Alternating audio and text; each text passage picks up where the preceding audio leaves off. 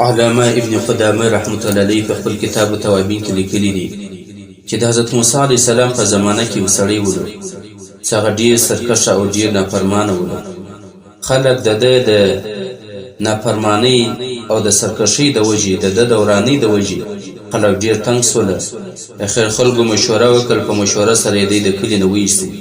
دی د ښار د باندې د ښار د دروازې د باندې په یو خرابه ځای کې اوسېدی.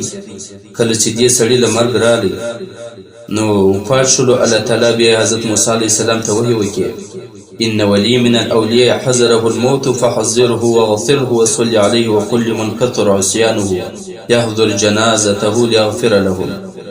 زما د اولیاء له زما د دوستانه یو دوست وفات شوی دی، ورشه هغه ته غسل ورکړه او د جنازې لمونځ وکړه، او په خلکو کې دا اعلان وکړه چې د کوم سړي ګناهونه زیات وي هغه دې راسي زما د دوست په جنازه کې دې شرکت وکړي، زه به د دغه زما د دوست په برکت سره د هغه ګناهونه ور معاف کړم.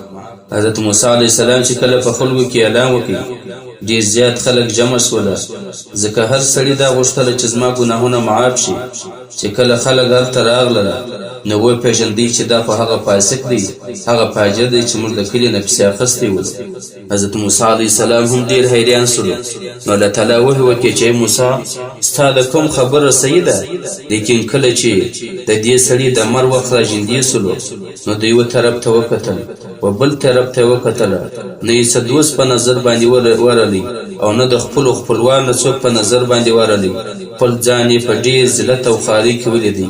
اخر د اسمان و طرف ته سر پورته کړي او دا دعا یې وغوښتله: الهي عبد من عبادك غریب في بلادك لو علمت ان عذابي يزيد في ملكك وعفوك عني ينقص من ملكك لما سألتك المغفرة وليس لي ملجأ ولا رجاء إلا أنت وقد سمعت فيما أنزلت أنك قلت أني أنا الغفور الرحيم فلا تخيب رجائي. ای الله، زه ستا د بندګانو نه یو بنده یم، ستا په کائناتو کې مسافر یم، خلکو د کلي نه شړلی یم، د کلي نه پیسې اخیستی یم. ای الله، که چیرې زما په عذاب راکولو سره ستا بادشاهي مضبوطه کېدی او زما په معافي کولو سره ستا بادشاهي کمزوري کېدی نو ما به هیڅکله ستا نه د مغفرت او بخشش سوال نه وای کړی. یا الله، زما د پاره ستا نه علاوه بل ځای د پناه او بل ځای د امید نشته، او ما اوریدلی دي چې تا دا آیات نازل کړی دی چې زه ډېر غفور و رحیم ذات یم. نو الله، ما مه مایوسه کوه، زما ګناهونه مه را معاف کړه. نو الله جل جلاله وفرمایل حضرت موسی علیه السلام ته: یا موسی افکان یحسن بی ان ارده. ای موسی، ایا دا زما د پاره مناسبه وه چې ما د ده سوال رد کړی وای، حالانکې دی مسافر ولو، زما په وړاندې باندې عاجزي ښکاره کوونکی و، عاجزي یې ښکاره کړله او توبه یې وایستله او ماته زما د رحمت وایسته راکړه. بیا الله تعالی وفرمایل: وعزتي لو سألتني في المذنبين من اهل الارض جميعا لوهبتهم له.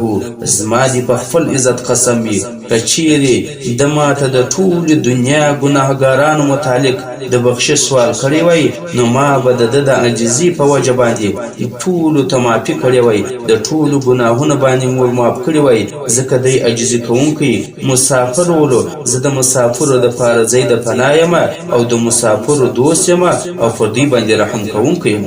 محترمو مسلمانانو ته یې واورېدله، دغه سړي ته الله تعالی بخشش وکړي او مغفرت یې وکړي، ګناهونه یې ټوله ور معاف کړله او دا یې هم ورته وفرمیل: که چیرې تا د ټولو دنیا د ګناهګارانو متعلق سوال کړی وای ما به ټولو ته بخشش وکړی وای. نو ته وګورئ چې الله تعالی څونه غفور او رحیم ذات دی.